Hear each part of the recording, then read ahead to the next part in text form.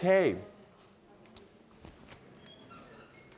Before going back to material, yeah, I'll remind you that the first midterm is Monday in class, 50-ish minutes, as usual. Should be plenty of time for most of you. There'll be a few people who will be straggling along at up to the hour, and I'll let you go to the hour, but then it's time to call it a day.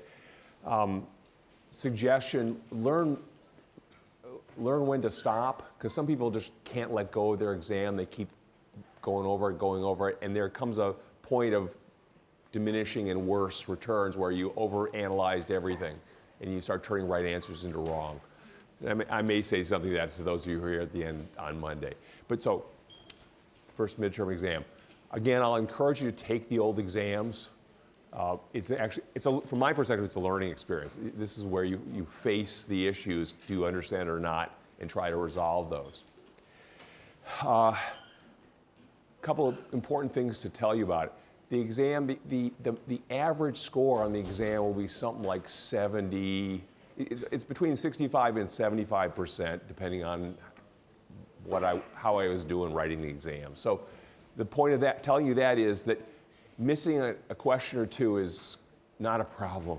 The average person will miss what, like 6 of them or something like that. I write all the questions so they're reasonably hard. I mean, some of them are relatively easy, but they're not all gimmies. And I don't have to stick with a fixed scoring of anything. I don't have to make 92 and above an A. If I did, it would be awful, because missing one question would take you out of the A's into the B's or something like that. And it's easy for you to get one wrong by misunderstanding or thinking somehow about it, and me writing it badly. So I want to spread people out better. So making every one of them somewhat of a challenge, from somewhat of a challenge to quite a challenge, just really assesses much better. It gives you a chance to show if you know everything, you can get everything, and if you don't know anything, you end up with a 25.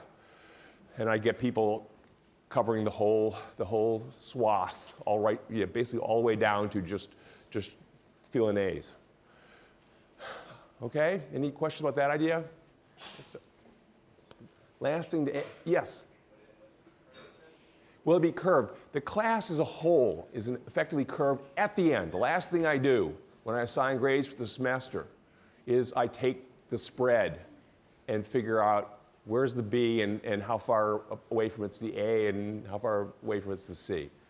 So I use very little curving, but yeah, and I realize that makes you in effect competing against one another a little bit, but it turns out that the semesters, it's almost the same every semester. And so, yeah, you're competing against 11,000 former students, something like that. Not really, I mean, it keeps fitting the same bills, but thanks for asking that one. Okay? So expect to miss a couple. There will be a very small handful of people who will get pretty nearly perfect exams consistently, and there'll be a handful of people who will get pretty nearly statistical exams, 25 give or take, consistently, and everybody in between. Yeah? Is there an average score on the exam? My guess will be that the average score will be about a 75 on this exam. It'll drop on the second 2 exams a little bit more. It'll be down more like 70, 67. That's just, I'll be off by 5 maybe, but it does mean that the students who will end up with a B in this class will get somewhere in the 70s on this exam. Okay? And there are lots of little fluctuations. You shouldn't be fearful of this. I mean, maybe some of you are used to getting nearly perfect exams every time, and that's considered good. Some of the questions, take the old exams. You'll discover, some of the questions are hard. And they're not intuitive. They're not what you would guess coming in off the street, never having taken a physics class. They force you to rethink your world and stuff like that. So. Not everybody, it takes time to do that, and the result will be not perfect exams. It's okay. Physics actually is fairly hard. I normally would say just physics is hard. I think I've already mentioned that I've had instructors in this class who can't get 100 on my exams. And that's not because I've written them badly, it's because they're still struggling to understand some of these basic details. It's a long slog. Other questions? The last thing is that I now have talked to many of you about questions from the old exams, and to allow you more time to do that, my office hours normally are Monday afternoons, but no one's going to come to them after the exam. I don't want to go to them after the exam. So I'm going to pull them forward in the morning. So if you want to come talk to me about questions from the old exams or whatever, I will be in my office, room 133 downstairs, on the long extra corridor to the annex of this building, from 9 to 11 on Monday. So come and ask me questions or talk about stuff. Okay? Any other thoughts about the exam? Okay. Couple of questions that did come in off these from old exam questions that are worth pursuing because I've heard them from multiple people. And you will see from doing my old exams and the current one, a lot of questions have the same conceptual theme. They differ only in the details of who's doing the moving and what little trivial stuff. So here's a classic question: is when you want to move forward, you want to go walking, or when you want to run forward, or you want to bicycle for all these forward things, you go from motionless to heading forward. How do you do this? And the questions always involve the ground and you, or maybe your bicycle wheel or your shoe. You need to get that forward force to get yourself moving. How do you do it? Well, in all these questions, and let me specialize it to you running forward. How do you get that forward force to get you moving forward?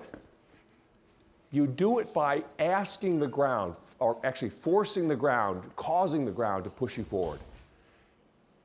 And you can have that happen. How do you do it? You shove your foot backward. That's within your volition. You can do it.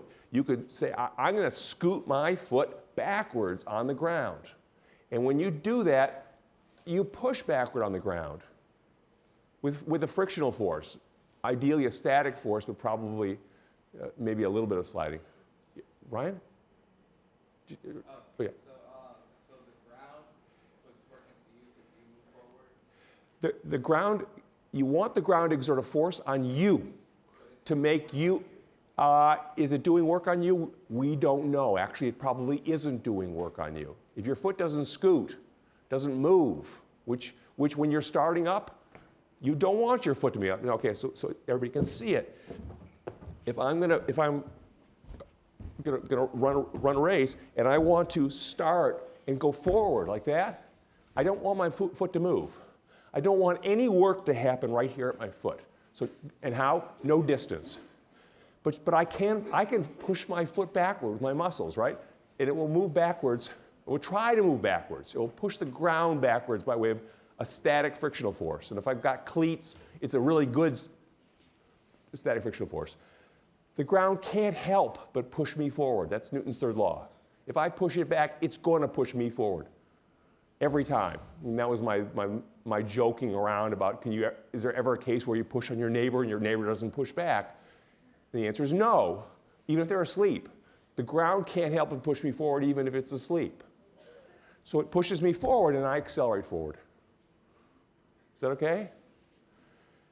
And so trying to enhance those forward frictional forces is part of many racing situations. For example, people doing sprint races, they can't get enough traction. They can't get strong enough frictional forces out of the track itself. So what do? They start using blocks, devices that allow them to use not only frictional forces but also support forces from structures that are embedded in the track, so they can get an extremely strong forward force. They push backward, it pushes them forward.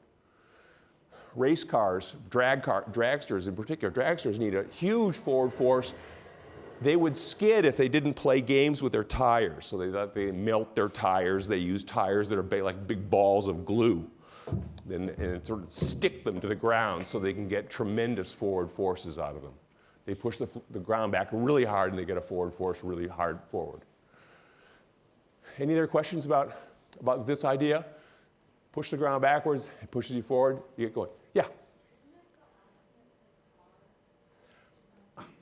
Okay, so one of the things that's easy for me to leave understanding issues behind with you all is if you look at a car's wheels. The free wheels of a car, the wheels of a car that turn without any engine, let me set those aside for a second. Let me look at the wheels where you turn with an engine. What the engine does is it tries to make the wheel spin. And it tries to make it spin such that the bottom of the wheel is moving backwards. And so that it pushes the ground backward. It's doing what your foot does. So the engine, with all the machinery, when the dust settles, the engine is causing the bottom of the tire to push backward. And the ground responds by pushing forward, and the car picks up speed. Is that okay? So it's like trying to run on a rug, the rug slides backwards. You're trying to run, it's like trying to run on a rug. That you would prefer that not to happen. If the rug does slide backwards, then you've got sliding friction. So ideally, you're running on a surface that stays. If the rug slides, or the track, or the ground, a dirt road slides, now you're not getting, first of all, you're not getting as much forward force as you would like, so you don't accelerate as much, and you are doing work. Now you're doing work on stuff that chews it up and makes thermal energy out of it, ruins it. So are we okay with a powered wheel? A powered wheel is just imitating you. Push backwards and it pushes you forward. The free wheel, it's not turned by an engine, it's turned by the ground. And so the ground doesn't push it, the ground doesn't push it forward. The ground actually pushes it backward, and this is the confusion, like, why? They reverse, how's that possible? It's because the wheel is just going along for the ride. It's just supporting the car, not serving any purpose. And to get it turning, it needs a force to cause it, to get it rolling. It needs a force in the backward direction at the bottom to get it to begin to roll. And that backward force from the ground, so the ground pushes the bottom of a free wheel backwards. The wheel pushes the ground forward. Is that important? No, I can't see where to take that one. But the backward force I can. That backward force on a free wheel, which causes it to roll, has a second consequence. Yeah, it makes the wheel roll, but it also is a backward force on the whole vehicle. It reduces the forward acceleration. And so getting your wheels spinning slows the acceleration. It also takes energy, because the energy, you have to look carefully where the work is being done, but energy is going into that spinning wheel. It costs you energy, and what does that matter?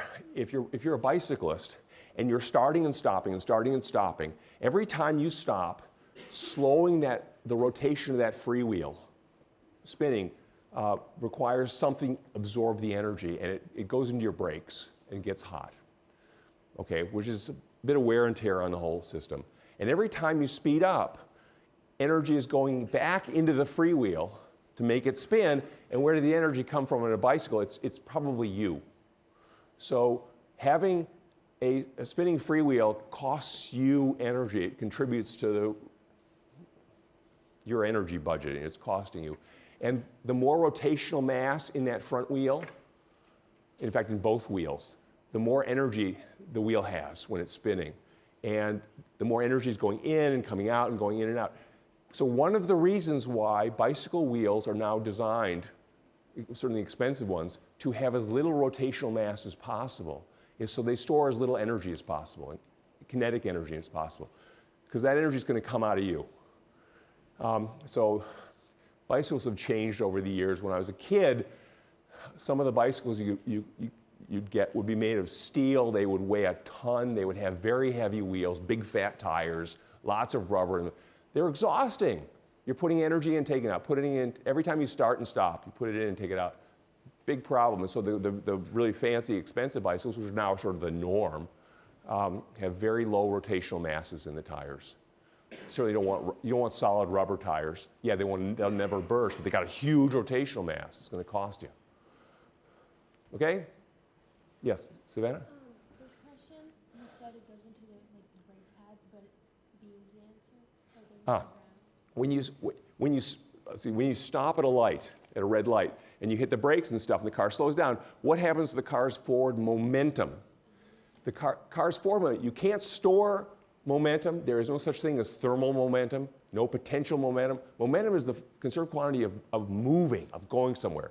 So if I have a little box here, and I claim that it's full of 100 units of rightward momentum, it's not going to sit here very long, because the best I can do is have the little mouse running that way. It's going to come to the end of the box. The whole box is going to move. So you can't hide momentum. So momentum has to be transferred to something else that can move. And so in the case of a car, when you slam on the brakes and stop, you stop by getting the ground to push the wheels backwards, right? It's the reverse of you're running a race, you come to the end of the race, hey, I won, and you slow down. How do you slow down? You get the ground to push you backward, opposite your velocity, and you do that with friction again.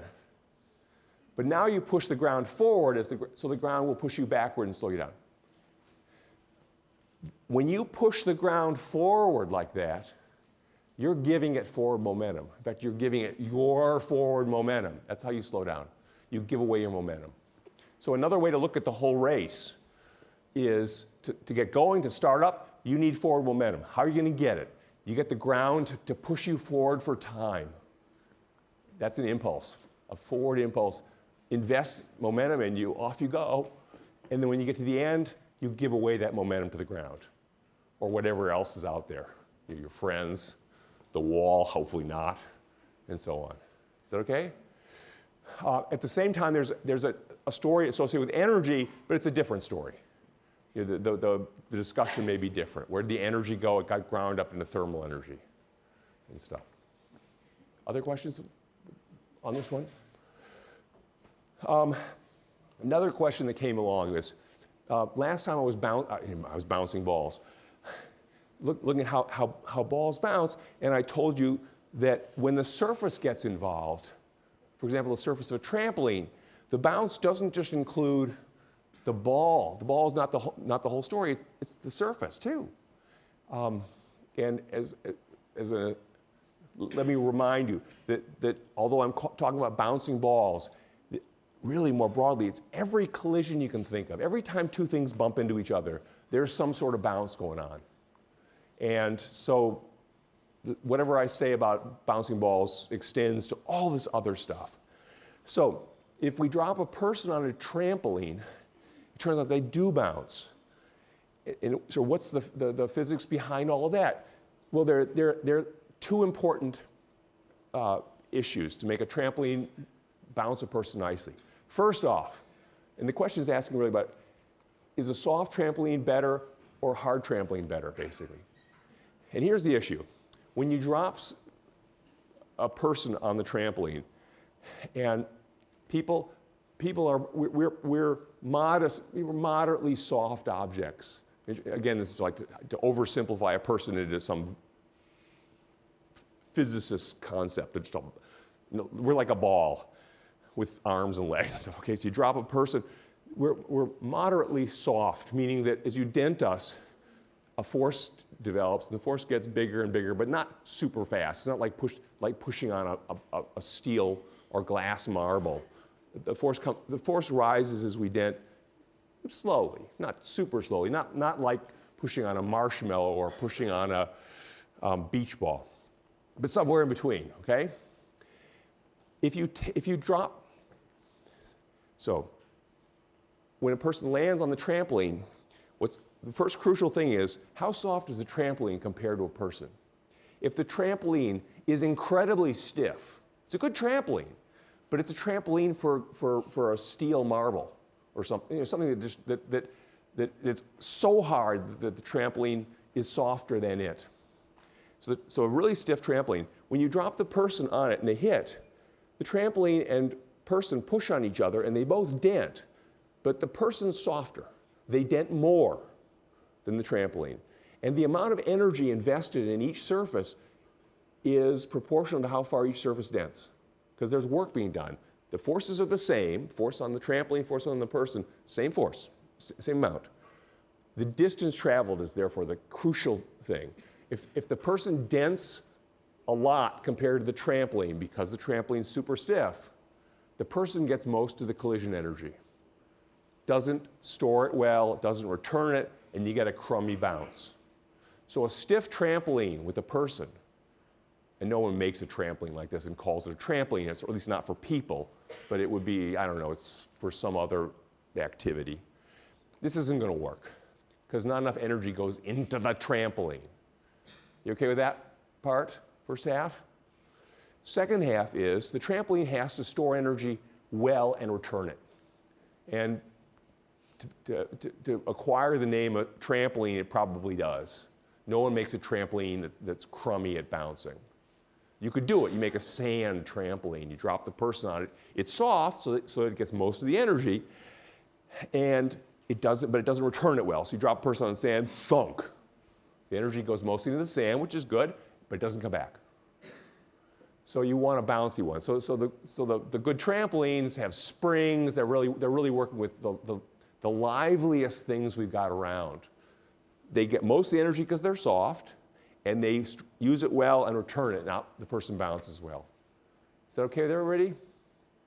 So the collisions between objects, the sharing of the energy depends on their surface character, how much they dent, how much force they exert for a given dent.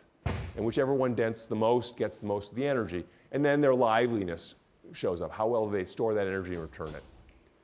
And sort of the public service announcement, parts of this class and stuff, cars in particular, which cars always come up as mine because they're heavily engineered with physics in mind.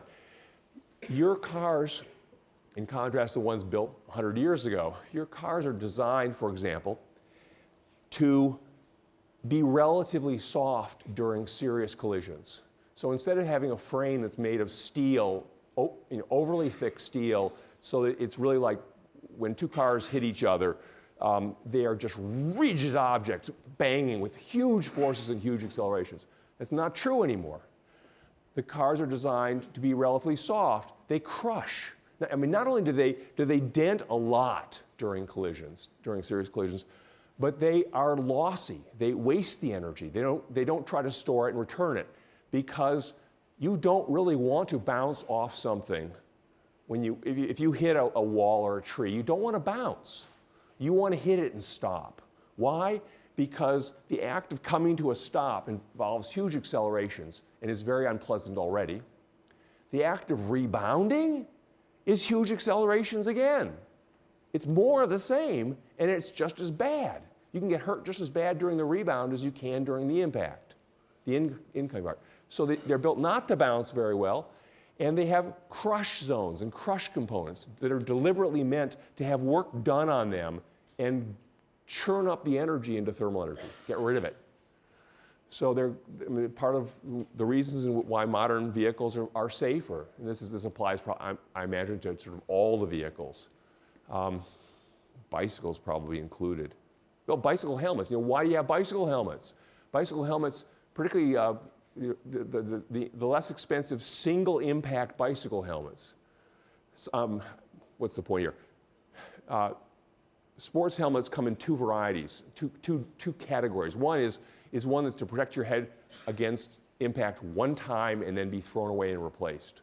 And then there are other helmets that are meant to be hit lots of times, and you can keep using them. If you're going to have a helmet that's going to protect you against one impact, you can, at least in principle, make it better. Because you want that helmet to spread out the transfer momentum in time and thereby reduce the force. The other thing you want to do is you want to get rid of the extra energy. You don't want to smash your head against the pavement when you come off your bicycle and bounce. The bounce is bad. You want to hit and just stop. And how do you do that? You put in, for example, styrofoam that crushes. The act of crushing the styrofoam, like the crush zones in the car, chews up the energy into thermal energy, and it's gone. So you don't bounce. So you drop a bowling ball onto a block of styrofoam, thunk. It just goes in there. It destroys the styrofoam. Okay, that's true. But it slows the bowling ball nicely, gently, no bounce. And if that bowling ball happened to be your head instead of a toy, this is good. Okay?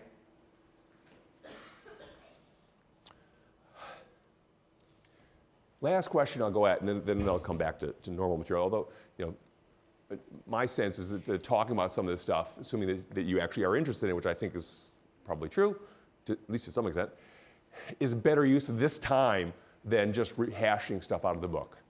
So the last question that I've got here on this list is when a box is touching the top of the table, the downward force it exerts on the table can be greater than, less than, or equal to the box's weight. A number of you have come across this in the old exams. Questions like that. And it's secretly, or not very secretly, it's a question I asked you early on, a clicker question. And it's approximately, can this ball, which is touching the table, and nothing else, can it push down the table with a force greater than, equal to, or less than its weight? And the answer is it can do any of them. And if you remember when this first came up, someone asked me, are you allowed to drop the ball? And the answer, my response was, I didn't forbid it, so it's allowed. And that's the key point, is that when a ball is touching the table, and that's all we know about it, is we don't know whether it's at equilibrium. We have more language than we had back then. If it's at equilibrium, that means it's got zero net force on it. It's not accelerating. So that's a special case. In that case, it's being pushed up by the table exactly, the force exactly equal to its weight. But if it's not at equilibrium, well, it will be accelerating, but the force can be anything it likes. And so when I drop the ball on the table, it goes through the whole variety pack of possibilities. It goes from pushing down on the table 0, because it's not even touching, to when it first touches, it'll push a little bit, but not enough not enough to matter. It'll then dent deeper and deeper into the table. It'll hit equilibrium, at which point at that moment it's perfectly supported and it is pushing down on the table with a force equal to its weight. But then it'll overshoot, push extra hard, be pushed up extra hard. It will accelerate upward and it'll leap back up off the table. Okay? So the same story keeps showing up. I hope we get more sophisticated in how we view it. But the bottom line is you can make a ball push on the table any hardness you like. In fact, if the question were, can a ball ever push on the ceiling greater than its weight? I'm like, you think, well, it can never push on the ceiling with its weight. Its weight's downward. Well, if I threw it up at the ceiling, it would push plenty hard on the ceiling. You'd get in trouble. It'd break a light. Every year we have a physics day show in April, I think. And so maybe 15 years ago, something like that, the same room, the lights were fluorescents up there. And they were exposed. You could see the fluorescent tubes. And one of the instructors showing various physics demonstrations had a cannon powered by, it was liquid nitrogen or maybe carbon dioxide, dry ice, I can't remember which. And he was popping corks around, and he hit the ceiling. He hit one of the fluorescent lights, actually more than one, and it rained glass all over the middle of this room with little kids, they're like 5 and 7. They loved it. They were so excited. They wanted us to do it again, and next year everyone said, can you shoot out the lights again? Yeah. So, all right, lots of old stories. Okay, any other questions about old exams stuff that's on your mind? All right, so let's go back to, I want to finish up the bouncing ball story, and then I can do the carousel and roller coaster story. I could do decent coverage of both pretty fast. So the bouncing ball story, I talked about when a ball bounces off a rigid surface, rigid immovable surface, the ball does all the bouncing. When the surface is no longer rigid and immovable, when no longer rigid, now the surface gets involved. And if the surface is not rigid and or was moving, now you get these more complicated bounces that are like batted balls or kicked balls. It's more difficult to figure out how the bounce works, but they're still bounces. You kick a soccer ball, it's still a bounce. And you have to consider the bounce off the moving object, which is a mental challenge, but you can do it.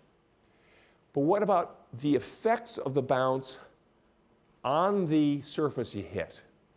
I've sort of assumed up to this point that the surface, maybe it was moving and maybe it was dentable, but it didn't respond to the bounce. It didn't actually bounce itself, which is also an oversimplification. Sure, surfaces do bounce. So not all of them, but some of them really do bounce.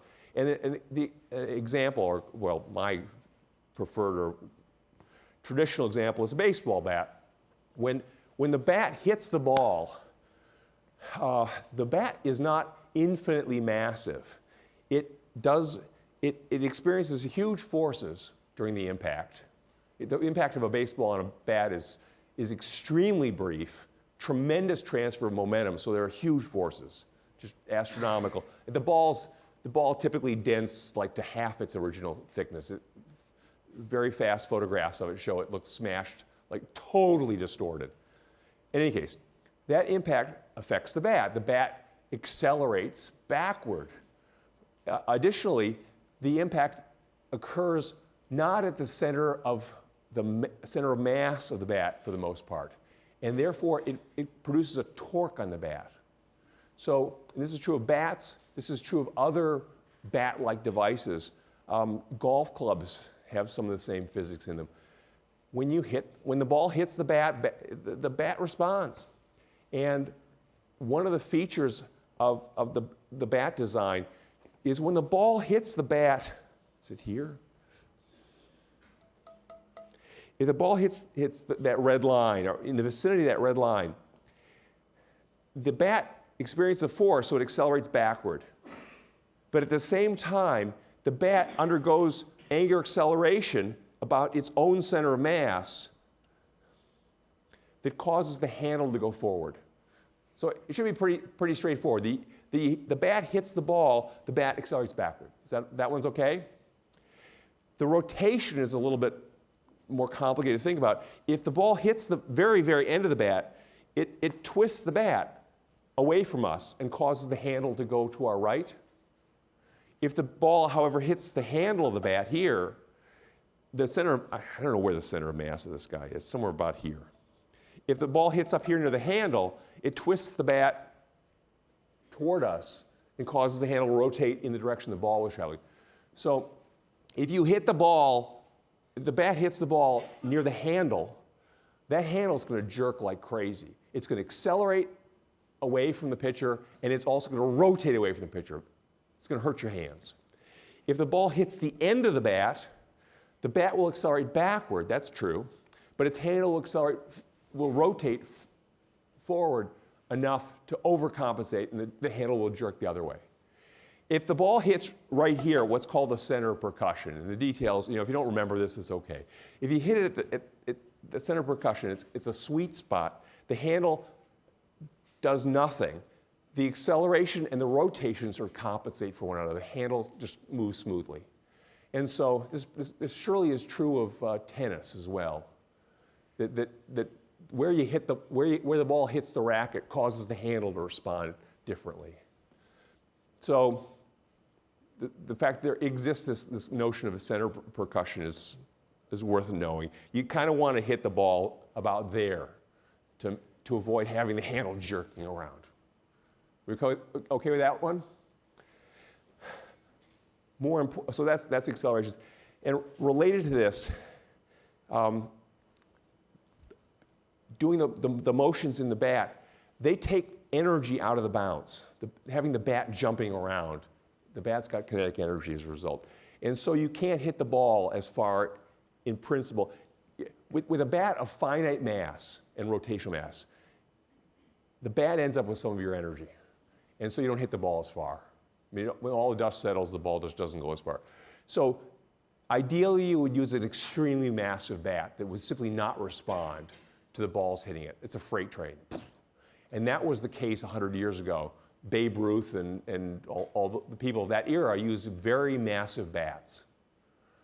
And so, great, you could swat the ball a long way.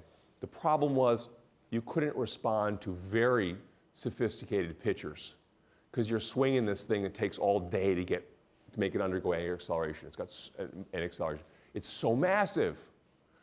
So in recent years, people use lower mass bats. The bad news for that is the bat ends up with some of the energy. You can't hit the ball as far for all else being equal. The good news, however, is you can swing the bat more easily. It undergoes acceleration and angular acceleration more easily. You can respond to sophisticated pitchers. And so this is going to be true of all kinds of other sports. All right? I'm debating in my head whether I want to mention aluminum bats. What about aluminum bats? Aluminum bats are trampolines for the baseball. Wooden bats barely dent when the ball hits it, and so the ball does all the bouncing. An aluminum bat, however, has a flexible surface, a softer surface that is a trampoline, so the energy goes not entirely into the ball during collision, it goes a lot of it into the bat. And the bat can use that energy very efficiently and flick the ball off much faster. So aluminum bats changed the game of baseball and softball, for better or worse, but they can hit the ball farther because it's like swinging a trampoline. Is that okay? It's just an example of what surface you use does matter. The last thing, and let me finish off with this, is the bat is not a rigid object. Nothing's totally rigid. And they can all act like springs and things like, and springs friends. Why not all springs? Spring officially follows Hooke's law. Distortion and force are proportional. Bat's probably close, but not exactly. If you distort it, different amounts. So if you distort this guy, and it does distort during an impact, and then the bounce occurs, and then the bat itself, being a spring, can oscillate about equilibrium. And its oscillation is complicated. It actually flaps. The simplest way in which a bat can oscillate, we'll talk more about this later in the semester, is this motion. Where its ends go one way and the middle goes the other. That's what a bat does. And you think, well, the bat's super stiff. How could that possibly happen? It does. And you can hear it happening because it makes a tone, music. Okay? So if I hit this guy in the middle, approximately, it's not uniform, so where I hit it matters, but can you hear the tone? I hit the middle accelerated, leaving the ends behind, so it was flapping. First ends to your right, middle to your left, and then back and forth. It does it really fast, and it makes music. You hear the sound. And you can play this, it's like a xylophone tine. You can play it by hitting it in the middle. You can also play it by hitting the end, and now you're driving, if I hit the end here, it pushes this end at least to the left, and the middle gets left behind by inertia. So, same tone. And the tone is determined by the stiffness in the bat and its mass and things like that. But there's a special spot, which happens to be the red line again, that was a minute ago, it's the center of percussion. It was where you get no handle movement.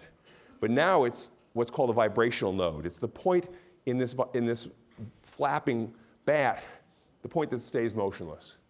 And if I hit that, there's no tone, just a crack. Don't pound that down.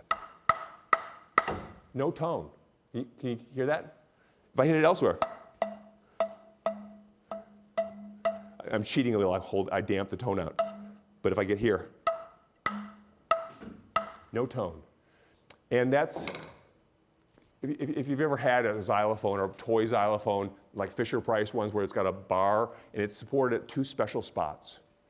Those 2 special spots are the parts that don't move when it's flapping. It flaps about them. You can't play the xylophone time by hitting it right at the support point, at the node. And you can't play a musical bat by hitting it right at the node. So what's the bottom line here is a batter wants to hit the ball right on that vibrational node. Why? Because no energy goes into making the bat buzz. It feels better to your hands because the buzzing hurts. And it also means more energy goes in the ball, so you hit it harder. So people who play baseball for a while, you learn to listen for the sound of the bat hitting the ball. If you hear the big buzz, you know it's badly hit. It's not going to go very far. If you hear a sudden snap and nothing else, you know they hit it on the right spot. And they put maximum energy into the ball, and off it goes.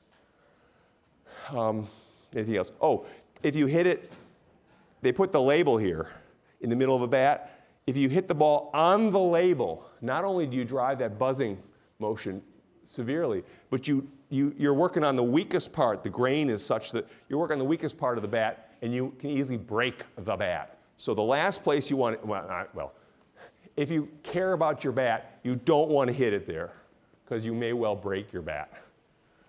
Okay? All right, so let me stop talking about bouncing balls and go over to carousels and roller coasters. And the story, this initial story is simple here. This is a story of what it feels like to accelerate. I've talked a lot about what acceleration is, mostly from the perspective of inanimate objects that are accelerating, or you just simply moving around the room. But what is it like to accelerate? And here's the story. When I'm just standing here, not accelerating, but on the surface of the Earth and therefore experiencing gravity, I feel heavy, right? I feel weight. You all are feeling weight right now. And what does the feeling of weight mean? It means that you're feeling these stresses within your body that come about because your head would fall if it weren't supported by something. It's supported by, well, your neck. So your neck feels like, I'm pushing up on this thing above me. And your neck feels supported by your shoulders and working its way all the way down to your feet. And your feet feel squished especially much in this whole process of trying to support your weight. So you feel this this sort of compressing stress in your body, which your human nature is to feel that as weight. If that disappeared, you would feel weightless, the absence of that stress. Okay? How about if you're accelerating?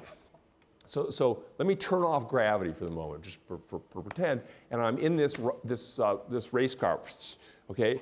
And I turn it on, put it in gear, and now I'm accelerating to the right really fast. Not moving to the right, but accelerating to the right. If I'm doing that, I feel heavy again, but not downward heavy. I feel backward heavy. If you've done this, and you surely have done this in various forms, you feel pressed into your seat. Right? It's like, it feels heavy. And where's that coming from? It's coming there from the fact that your inertia wants you to stay put, keep doing what you're doing. And the car is saying, nuh-uh, we're going to accelerate to the right like crazy. So the back of your chair is pushing on your back, or let it be me. It's pushing on my back here, and to make my back go forward. My back, in turn, is pushing on my middle to make it accelerate. My middle is pushing on my front to make it accelerate. My neck is pushing on my head to make it accelerate. I feel all these stresses again. I feel the stresses in a different direction now. The stresses now all feel like they're compressing me horizontally. I'm accelerating to the right, I'm feeling squished horizontally. But it feels just like weight. It feels just like I'm lying on my back being squished by gravity. And as a note, this is when you go to some of these amusement park rides where they put you in a chair and you're jostling around watching a movie and you feel like you're accelerating. They're using weight to imitate acceleration. It's a poor imitation, but it's okay. The point of this is that the feeling of acceleration is almost indistinguishable from the feeling of weight. They all involve these stresses on you that you interpret as weight. Okay, and hopefully in your mind's eye you can remember all these episodes where you accelerated some way. You always feel this weight-like experience opposite the acceleration. So what to call that weight-like experience, I just call it feeling of acceleration. There are other names for it that use the word force, and I don't want to go anywhere near there. It's not a force. It's your body's inertia fighting the acceleration, and all the parts of you fighting this. And it feels just like weight. So when I'm accelerating to the right, actually in the real world, I'm feeling two different experiences. I'm feeling weight, true weight, the stress associated with gravity. And I'm feeling a weight-like experience that I call feeling of acceleration. I can't tell them apart. And as an aside, no equipment, nothing can tell them apart. They are indistinguishable down at a very fundamental level. The experience of a machine to gravity and the experience of a machine to acceleration, the machines can't tell them apart. And this ultimately led to Einstein's general theory of relativity, which sounds like where did that come from? But he figured out that gravity and acceleration are like this in our universe, but that's beyond the scope of the class. Point being that acceleration feels like gravity. If you add the two things, your true experience of weight and your feeling of acceleration when you're accelerating, you add them together, they're vectors, they have a direction to them. You get a total, which I call apparent weight, which is what it feels like you weigh. And that apparent weight doesn't have to be down, it doesn't have to be equal to your weight, it can be all over the place. And what to do with this? I don't have enough time to do. When you go in a circle, so we send you a circle. This is part. I'll do the demonstrations right on Wednesday. When you go in a circle, that ball won't go in a circle naturally.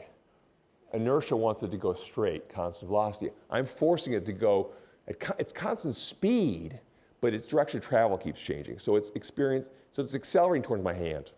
Actually, so this is experiencing acceleration almost exactly towards my fingers. And if that was you there, you would feel flung outward. You would feel a weight-like experience outward. You'd feel very heavy in an outward direction, which makes no sense at all, but it's true. That would be superposed on your real experience of weight, which would be downward. So you'd feel this funny outward and downward gravity-like sensation. And that's horizontal. So this is you traveling around. A lot of rides at the amusement park do this. And what if we do this? Now, your feeling of acceleration is outward again. You're traveling around in a circle again. So you're accelerating toward the center of the circle, so you feel this experience outward. And the weird thing is that when you're at the bottom, let's start with the bottom. When you're at the bottom, you are accelerating upward toward my hand. And so you feel not only your weight downward, but you feel this feeling of acceleration downward, opposite the acceleration. And you feel super heavy down there. And if you've ever gone in rotations like this, they show up in roller coasters all the time, you feel super heavy at that bottom when you're whipping around in an upward turn. But on the top, it's also weird. When you're at the top, in this case, I'm going fast enough that feeling of acceleration is stronger than your feeling of weight. And if you're up there at the top, you feel such a strong upward gravity-like sensation that it overwhelms your actual feeling of real weight. You feel gravity is pulling you toward the sky. You feel a weight up, an apparent weight upward. And I'll do that more carefully. So in loop-the-loops, when you go over a loop-the-loop fast, you actually feel like you're being pulled up toward the sky. And that's good enough. I'll call it a day. Have a good weekend. I'll see you on Monday for the exam.